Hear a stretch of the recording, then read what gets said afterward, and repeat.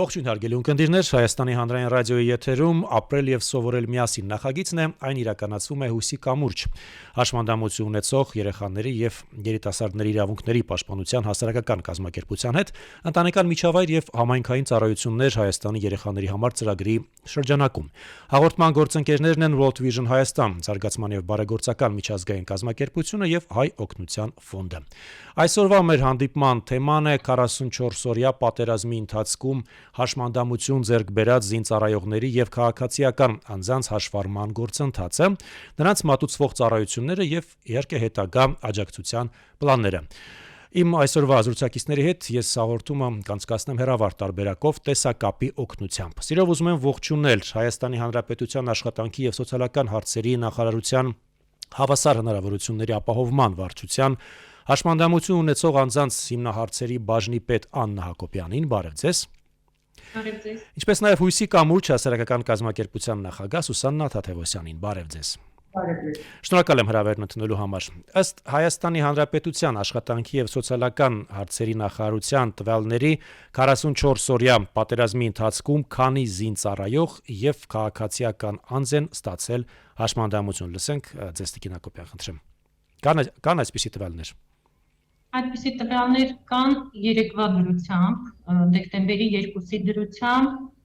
այս թվերը այնքան էլ խոսուն չեն, բայց ես կասեմ նաև պատճառները։ Երեկվա դրությամբ 9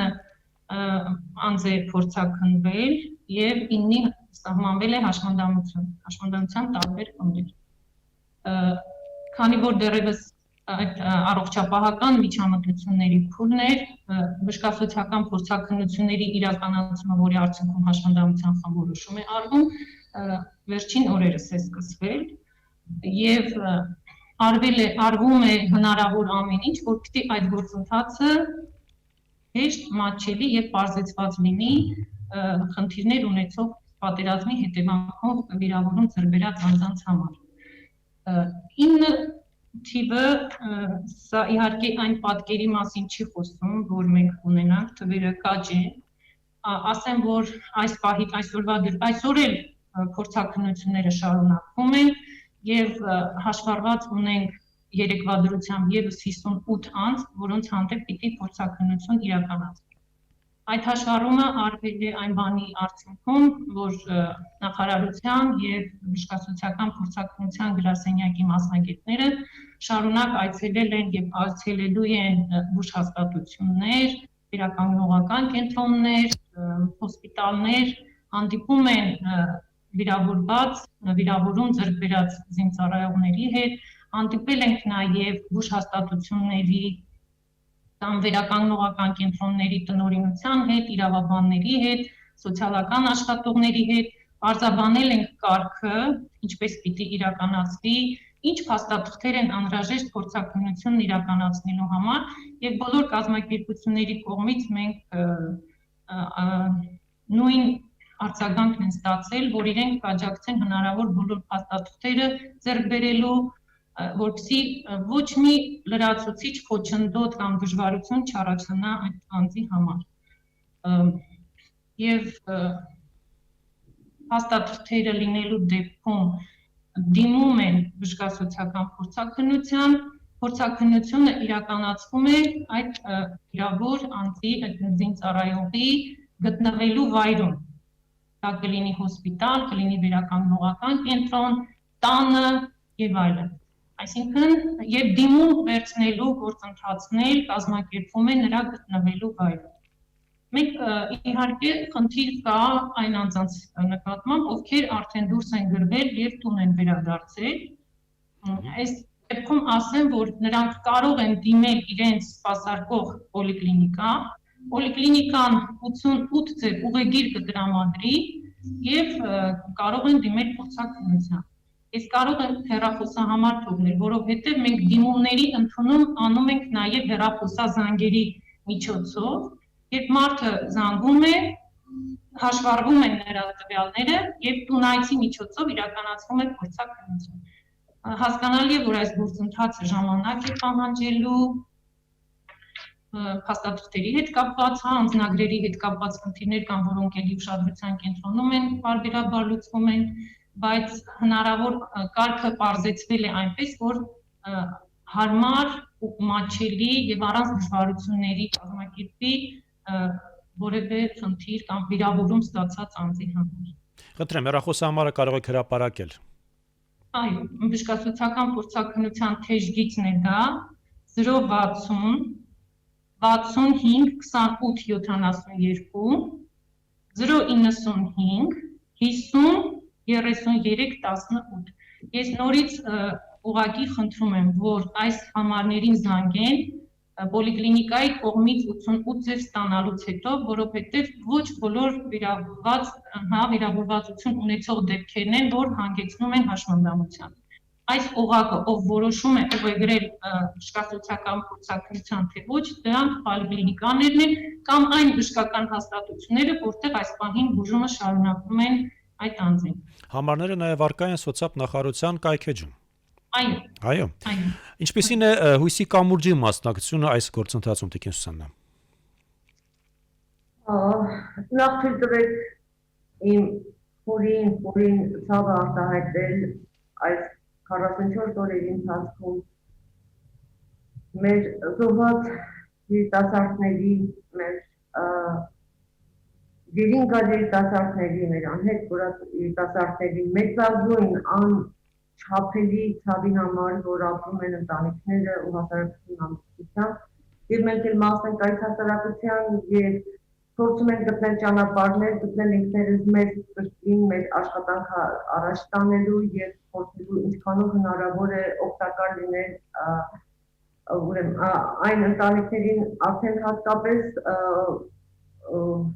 ուր պատերազմի արդյունքում հաշմանդամություն ձեռք բերած երեխա եւ կամ երիտասարդ արդեն կա։ Ես իհարկե շատ ցավալու եմ, որովհետեւ առանց այդ հաշմանդամությունը որպես մարդու իրավունքի հիմնահարց մեր երկրում դեռևս շատ վատ վիճակում են գտնվում եւ այն հնարավորություններն ու հավասար պայմանները, որպեսզի մարդը կարողանա իր իրավունքները իրացնելու երկրում այդ ուղղությամբ դեռևս չնչին առաջընթացներ են գրանցված եւ այս ամենին գումարվում է արդեն վստահաբար կարելի ասել հազարավոր նոր հաշմանդամություն ձեռք բերած երիտասարդներ, որոնք ոչ միայն հենց այդ ֆիզիկական հաշմանդամությունները, որ ձեռք են բերել երիտասարդները, վստահ եմ, որ նաեւ կլինեն շատ հոգեբանական լուրջ խնդիրներ, որոնք եւս հանգեցնելու են մի իրավիճակի, ես արդեն այստեղ չեմ ուզում խոսել, թե ինչքանով սահմանված կարգով իրենք կճանաչվեն հաշմանդամ, սակայն մենք ունենանք երիտասարդներ, ովքեր լիարժեք ապրելու այս հասարակության մեջ լուրջ խոչընդոտներ են ունենալու եւ սա բոլորիս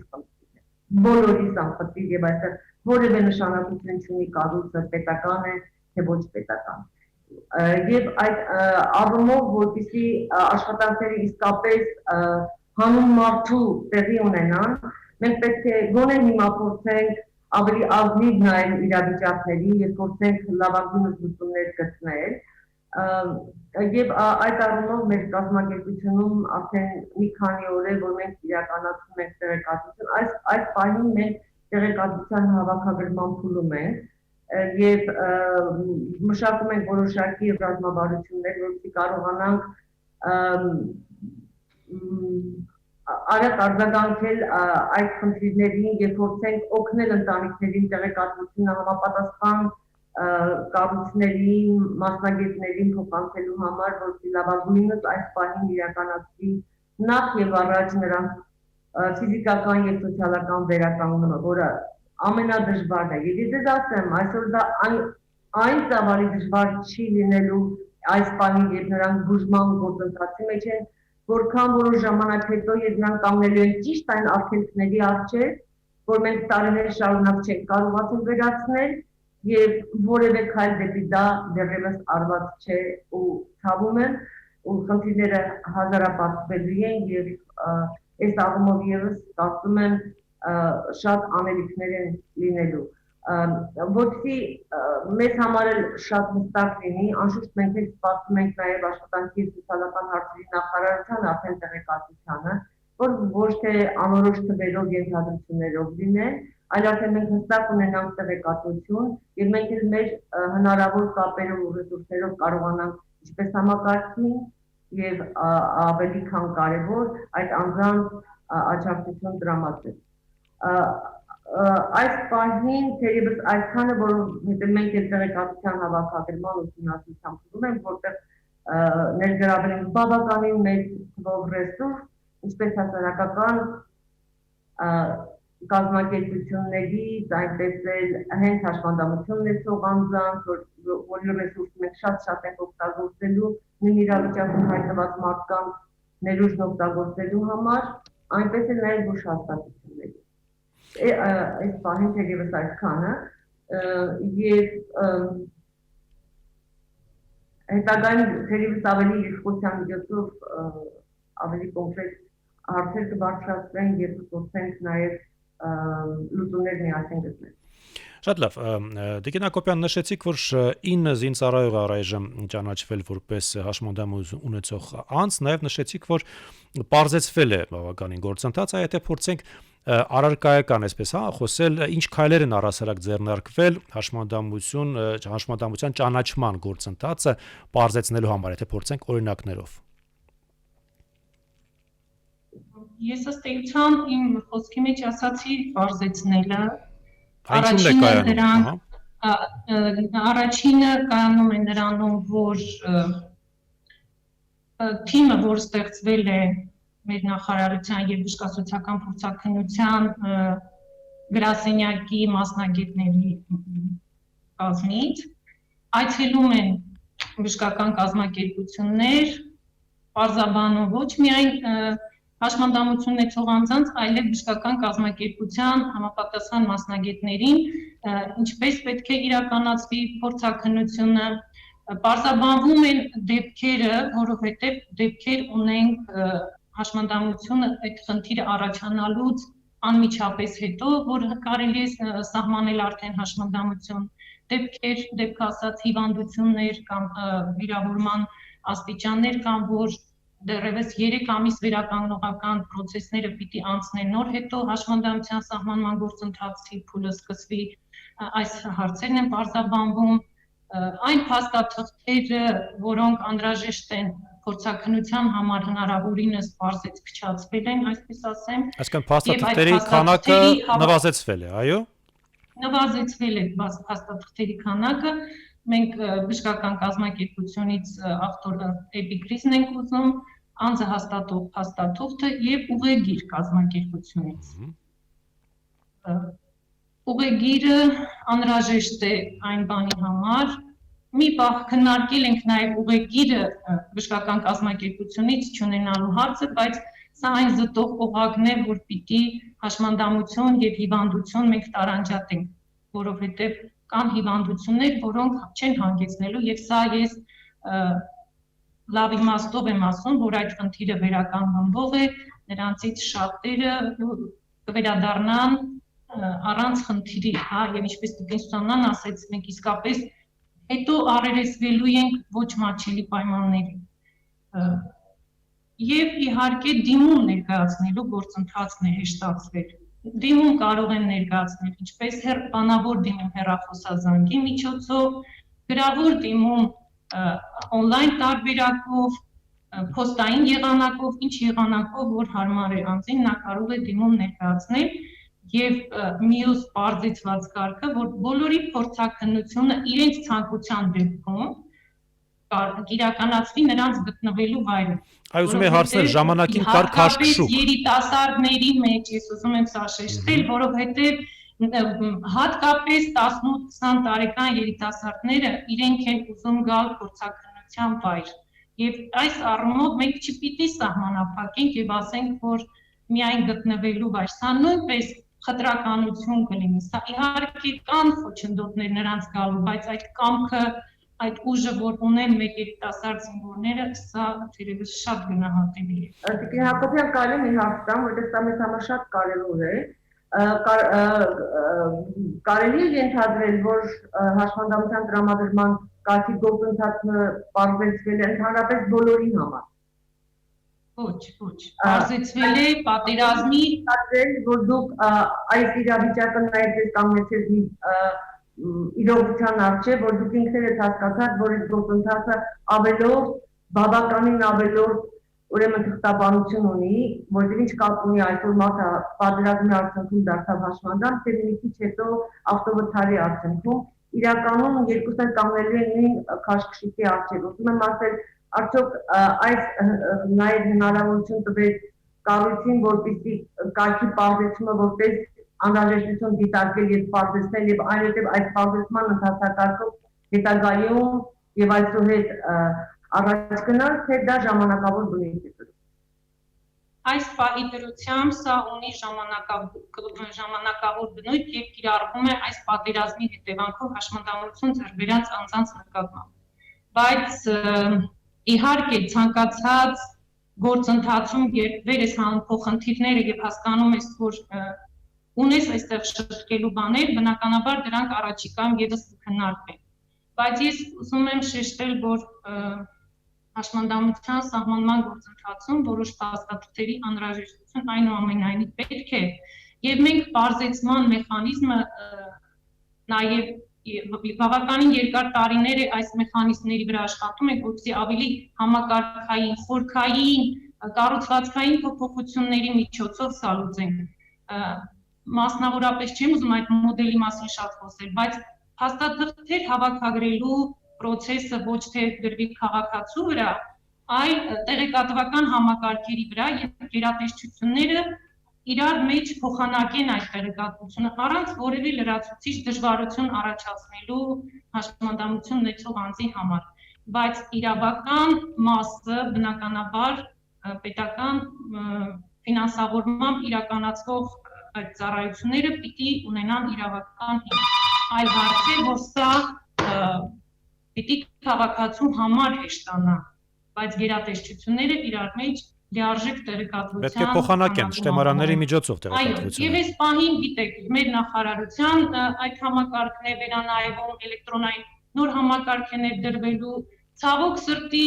այս սոցիալ-տնտեսական վիճակը ես չգիտեմ որքանով կազդի այս process-ները կհետաձգվեն, թե մենք կկարողանանք ամեն դեպքում ոտքի կանգնել եւ շուտ այս փոփոխություններն ու բարեփոխումներն անել, ամեն դեպքում 21 թվականից նախատեսված էր այս գործընթացը ներդնել, այս մոդելը ներդնել, բայց պատերազմը, կորոնավիրուսը, սրանք բոլորը իրենց ազդեցությունն են ունեցել, այս պահին ես չեմ շտապի ասել, թե մյուս տարվանից մենք դա կունենանք, թե ոչ, բայց ամեն դեպքում եւ առողջապահության համակարգն է ներդրվում, էլեկտրոնային համակարգ եւ մեր ոլորտը եւ կար հեռանկար, որ մենք այս փաստաթղթերը առաջիկա տարվա ընթացքում պիտի իրար մեջ փոխանակենք։ Տիկին Հակոբյան, մեկ խնդրել կա, տեսեք, հաշմանդամություն ունեցող անձը ստիպված է մի քանի կետ այցելել, որպեսզի այդ գործընթացը բերի վերջնական տեսքի։ Հնարավոր չէ արդյոք ապագայում ունենալ մեկ պատուհանի սկզբունքը եւ մեկ վայրում բոլոր հարցերը, բոլոր փաստաթղթային ձևակերպումները տեղի ունենան հենց այդ մեկ վայրում։ Այո։ Աշխատանքներ տարվում են այդ ուղղությամբ։ Այդ ուղղությամբ աշխատանքներ տարվում են, ներդրվում է ինտեգրված սոցիալական ծառայությունների համակարգը եւ նախատեսվում է, որ բոլոր ծառայությունները եւ ֆիզիկապես գտնվելու վայրը կլինի նույն վայրում եւ ծառայությունների մատուցման փաթեթը ուղղորդումները կլիներ մեկ վայրում։ Դա նույնպես նախատեսված է 21 թվականից, ես նորից ձեռնպահ եմ մնում ասելու այս բարեփոխումների ընթացքը, տեմպերը եւ այլն, բայց այդ մոդելները մշակված են, մշակվում են բավականին երկար ժամանակ։ Ցավոք այս տարվա այս երկու միջադեպերը COVID-ն ու պատերազմը մեծ խոչընդոտ հանդիսացան, որ մենք աշխատանքները ավարտենք ասել։ Իսկ որքանով է համակարգը պատրաստ ֆիզիկական, հոգեբանական, աշխատանքային վերականգնողական պատշաճ ծառայություններ մատուցել հաշմանդամություն ձեռք բերած անձանց։ Արդյոք համակարգը այսօր պատրաստ է ծավալը այդ ծանրությունը իրականացնել։ Սա նույնպես լավ հարց է, բայց ցավոտ հարց է։ Այս պահին վերականգնողական միջոցառումներ իրականացվում են դեռևս բժշկական վերականգնման տեսանկյունից, վիրավոր զինվորները գտնվում են տարբեր հոսպիտալներում, բժշկական կենտրոններում, վերականգնողական կենտրոններում եւ այնտեղ ստանում են բժշկական վերականգնողական ծառայություններ, այսինքն ծառայություններ, որպեսզի վերականգնեն նրա կորսված ֆունկցիան, ինչը շատ կարեւոր է, որքան հնարավոր է այդ ֆունկցիան վերականգնել։ Ասեմ, որ մենք վերջերս նորից on-line քննարկում ենք ունեցել եւ Պաշտպանության նախարարության հետ եւ Առողջապահության նախարարության մասնակցում էին նաեւ վերականգնողական տարբեր կենտրոնների տնօրեններ եւ միասին մեխանիզմներ ենք մշակում, դա ընթացքի մեջ է, որպեսզի կարողանանք այս գործընթացը համակարգված անել եւ բոլոր կենտրոնների ներուժը օգտագործել։ Վերականգնողական պրոցեդուրաներ են նաեւ աշխատանություն ունեցող անձանց աջակցող միջոցների տրամադրելը, քայլակներ, սայլակներ, հենակներ, պրոթեզավորման գործընթացը կսկսվի շուտով, ձեռնափայտեր եւ այլն, այնպիսի պարագաներ, որոնք պետք են հաշմանդամություն ձեռք բերած անձի տեղաշարժը ապահովելու, նրա հաղորդակցումը ապահովելու եւ այլն, սա նույնպես վերականգնման մի տեսակ է։ Բայց ես անկեղծ ասած չեմ խուսափի ասելու, որ մենք այսօր ունենք լուրջ համակարգային խնդիրներ այս անձանց լիարժեք վերականգնումը, լիարժեք սոցիալական ներառումը ապահովելու ուղղությամբ։ Այս բոլոր ակտիվ պրոցեսներից հետո հաշմանդամություն ունեցող անձինք առերեսվելու են մի իրականության հետ, որտեղ չկան մատչելի պայմաններ եւ ֆիզիկական, շենքային, շենքի ներսում, դրսում, փողոցում տեղաշարժվելու եւ հաղորդ այս խնդիրների մասին մենք պիտի բարձրացնենք։ Մենք խոսել ենք, քննարկել ենք եւ վեր ենք հանել այս խնդիրները։ Այս խնդիրների մասին արդեն տասնամյակներ են խոսվում։ Այո, ցավոք սրտի, մենք եթե խոսենք իրավական դաշտի մասով, մենք բավականին շատ կարգավորումներ ունենք։ Գործնականում ցավոք դրանք չեն իրականացվում։ Այսօր մեր շենքերն են նորից շարունակում կառուցվել ոչ մատչելի, մեր ծառայությունների մեջ էլ հաշվի չի առնվում այդ առանձնահատուկ կամ խելամիտ հարմարեցում ասեմ, կամ ունիվերսալ դիզայն ասեմ, մենք օրենսդրությամբ ունենք սահմանված գործնական աշխատանքները միշտ ակտիվ չեն իրականացել։ Հիմա մենք մշակել ենք մի ծրագիր, պատերազմի հետևանքով հաշմանդամություն ձեռք բերած անձանց սոցիալական ներառման ծրագիր։ Այս ծրագրի նպատակն է բոլոր ոլորտներում, առողջապահական ոլորտում, զբաղվածության ոլորտում, սոցիալական պաշտպանության, կրթության, մշակույթի, սպորտի եւ այլ բոլոր ոլորտներում իրականացնել կոնկրետ միջոցառումներ, հենց պատերազմի արդյունքում հաշմանդամություն ձեռք բերած անձանց այդ ինտեգրումը, ներառումը ապահովելու ուղղությամբ։ Ալեյս դες միջամտան Տիկին Հակոբյան։ Այո։ Այո, որտեղ այս շատ կարևոր հարց եք դուք ասում, քանի որ ես նաև այս առումով պետք է փորձի այսպես այնպես քննարկումներ ծավալել։ Հարցը կանում է նրանում, որ դեռևս 17 թվականի ուրեմն հաստատվել էր 2017-21 թվականների համար, հաշմանդամություն ունեցող անձանց սոցիալական ներառման ծրագիրը։ Եվ այնուհետև երբ նաև դուք շրջանառել եք Ադրբեջանի կողմից ստանձնադրված պատերազմի արդյունքում հաշմանդամություն ձեռք բերած անձանց սոցիալական ներառման ծրագիրը, ինձ համար անկեղծ ասած շատ զարմանալի էր, որովհետև մենք ամեն անգամ հաշմանդամության ինչ-որ պատճառով անձանց թվի մեծացում ունենալու համար, նոր հաշմանդամություն ձեռք բերած անձանց համար առանձին սոցիալական ներառման ծրագրեր պետք անենք եւ դա արդեն խոսում է այն մասին, որ համակարգային մոտեցման լուրջ խնդիր ունենք։ Ուրեմն ես այստեղ իմ դիտարկումը ունեմ, երկրում արդեն իսկ հաստատված ռազմավարություն կա հաշմանդամություն ունեցող անձանց եւ սոցիալական ներառման, ապա ինչու դե հենց այդ ծրագիրը իսկապես արդեն այլ դաժան իրականության լույսի ներքո չի վերանայվել եւ այն ձևական ոչ մի թվային ցուցանիշով չարտահայտված դեկլարատիվ գործողությունները որտի դարձնել ավելի չափելի, ավելի կոնկրետ, որտի հավատային, որ սոցիալական ներառման լուրջ գործընթաց լինելու է եւ համակարգը գոնե առնվազն միտում է ձեռք բերում այդ առումով քայլ առաջ անել։ Ես երկու ծրագրեր են նայել եմ Տիկին Հակոբյան։ Թերևս այս նոր նախագիծը, որ դուք ունեք, չգիտեմ հաստատվել է թե չէ արդեն, բնականաբար եթե դեռևս համակարգը չունի պատերազմի հետևանքով հաշմանդամություն ձեռք բերած երիտասարդների թիվը, ապա շատ դժվար կլինի նաև գործողությունները թվային ցուցանիշներով վստահացնել, որից էլ բխում է թե ինչքան բյուջետային ուրեմն ծախսերի կարիք է առաջանալու եւ ինչպես են այդ ֆինանսական ուրեմն հոսքերն ապահովվելու այս ծրագրի իրականացման համար։ Սակայն այս դիտարկումը ես տակն թե նաև նախարարությունը դիտարկումն ուղարկել է, որ սա սոցիալական ներառում չէ։ Սա բավականին ձևական մի հատ ծրագիր է, որը ոչ մի դեպի չափելի չէ, եւ իմ կողմից առնվազն շատերի կողմից անհասկանալի է, թե ինչպես կարող է նույն համակարգում, նույն խմբի անձանց համար տարբեր սոցիալական ներառման ծրագրերի մասին լինի խոսքը։ Եվ սա ես ուզում եմ չդիտարկել որպես քննադատություն, այլ ավելի ողջամիտ առաջարկություն, նորից դնել այդ երկու ծրագրեր իրար կողքի, մեկը արդեն հաստատված Հայաստանի Հանրապետությունի գրանցած հաշմանդամություն ունեցող անձանց համար, որովհետև ուզեք թե չուզեք, նույն շենքում կարող է բնակվել մեկ նախկինից արդեն ունեցող հաշմանդամություն ունեցող մարդ եւ այսօր պատերազմի արդյունքում հաշմանդամություն ձեռք բերած մարդ։ Եվ տարբեր մոտեցումներով ասել դա սոցիալական ներառում, մենք ուրեմն չունենք այդ ընկալումը, ինչ ասելի սոցիալական ներառում, որը հնարավոր չէ իհարկե մեկ ծրագրի մեջ դնել։ Ասածս հետեւյալն է։ Թույլ տվեք ընդմիջել Տիկին Թադևոսյան, եթե կարելի ես էլ ընդմիջեմ։ Հավաստում եմ։ Այդ երկու ծրագրերից ուղղակի լրամշակել գործող ծրագիրը, բայց այն դարձնել չափելի եւ գնահատելի եւ իսկապես նոր մարտահրավերին համահունչ գործողություններ ներառել, այլ ոչ թե արդեն արկա նախկինից դեկա ծրագրերը դնել որպես նոր ռազմավարություն։ Ես ավարտեցի։ Տիկին Թադևոսյան, թույլ տվեք չհամաձայնվել ձեր կարծիքի ու ձեր դիտարկման հետ, ես այլ կարծիք ունեմ այս ամենի մասով։ Նախ համալիր ծրագիրը 17-21 թվականների համալիր ծրագիրը դա արձանագրային որոշում է եւ մեր օրենսդրության համաձայն մենք արձանագրային որոշման մեջ փոփոխություններ, լրացումներ եւ այլն անելու իրավասություն եւ հնարավորություն չունենք։ Այսինքն գործող այդ ծրագրի մեջ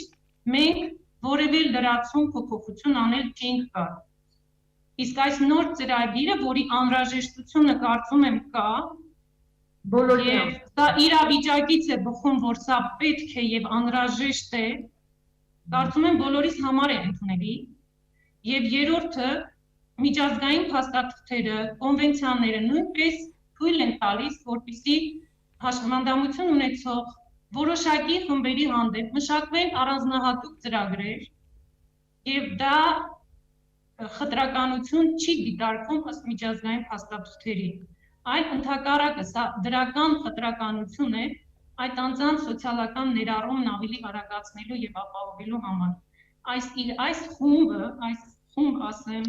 սոցիալական խումբ ասեմ, այս զինվորները, որ իսկապես առանձնահատուկ են եւ պատերազմի թեժությունը եւ կիրառված այդ զենք զինամթերքը, ես չգիտեմ, միջազգային իրավունքի տեսանկյունից արգելված զինամթերքի կիրառումը, այս ամենը այնպիսի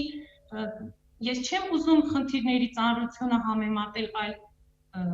դեպքերի հետ, դրանք իսկապես բոլորին պետք է նայել մեկ աչքով,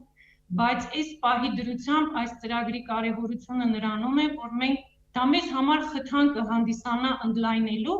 եւ բոլոր պատճառներով հաշմանդամություն ձեռք բերած անձանց նույնպես այս ծրագրում ներգրավելու համար, բայց գիտեք, որ պետության միջոցները սահմանափակ են, հնարավոր չէ միանգամից ստեղծել այն ամենը, ինչ ուզում ես եւ ցանկություն ունես ստեղծելու, բայց այս ծրագիրը ինքը շատ առանձնահատուկ է, նման չէ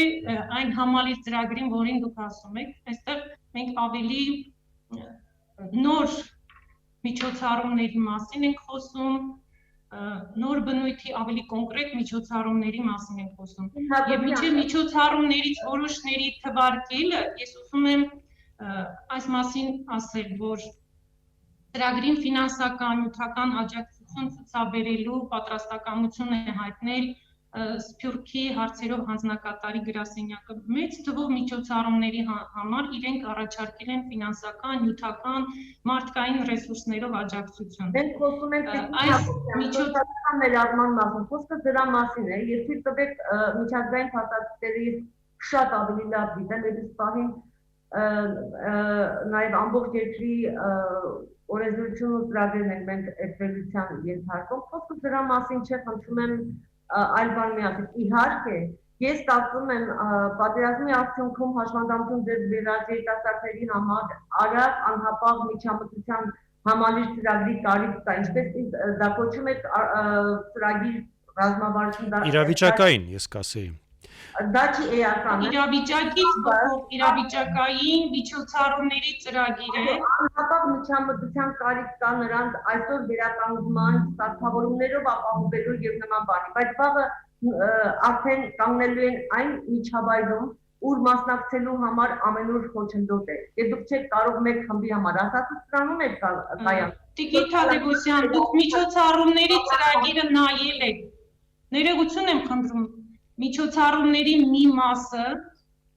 զուտ ուղղված չէ հենց պատերազմի արդյունքում հաշմանդամություն ձեռք բերած անձանց։ Դրանք այնպիսի միջոցառումներ են, որ մատչելիության ապահովումը դա մատչելի կդառնա նաև բոլորի համար։ Հարգաժանտիկներ, ես ստիպված եմ միջամտել։ Ծրագիրը ընդլայնվելու եւ թիրախային նոր խմբեր